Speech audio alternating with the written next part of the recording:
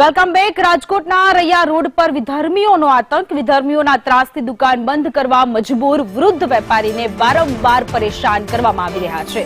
શેરીમાં જ્યાં ત્યાં વાહનો પાર્ક કરીને હંગામો મચાવે છે। છેલ્લા 20 વર્ષથી વૃદ્ધ પ્રોવિઝન સ્ટોર ચલાવી રહ્યા છે। વર્ષ 2023થી હેરાન પરેશાન કરતા હોવાનો વૃદ્ધે આક્ષેપ લગાવ્યો છે। ઉધારમાં વસ્તુઓ લઈ જઈ પૈસા પણ આપતા નથી। વર્ષો સુધી સહન કર્યા બાદ પોલીસમાં ફરિયાદ દાખલ કરી ઉધાર બંધ કરતા ત્રાસ આપતા હતા, હુમલો કરતા હોવાનો પણ વૃદ્ધે આક્ષેપ લગાવ્યો છે। વૃદ્ધ વેપારી મીડિયા સાથે વાત કરતા કરતા પણ રડી પડ્યા। ત્રાસથી બહેન દીકરીઓએ ઘરની બહાર નીકળવાનું પણ બંધ કરી દીધું હોવાની વાત કરી। પોલીસ ન્યાય અપાવી શકે તેવું લાગતું ન હોવાની પણ વાત વેપારીએ કરી અને એટલા જ માટે વૃદ્ધે પોતાનો પ્રોવિઝન સ્ટોર બંધ કરી દીધો।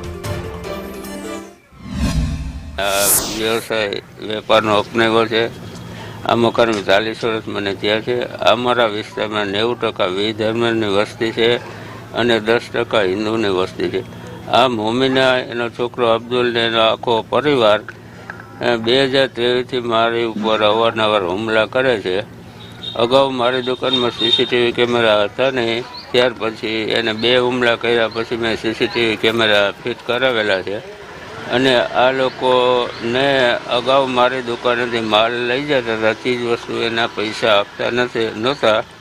મેં ઘણા વર્ષ આ સહન કર્યું। પછી મેં 2023માં એને એમ કીધું કે હવે તમારે મને મારી નાખો જ મારી નાખો, પણ હવે હું તમને ઉધાર માલ નહીં આપું।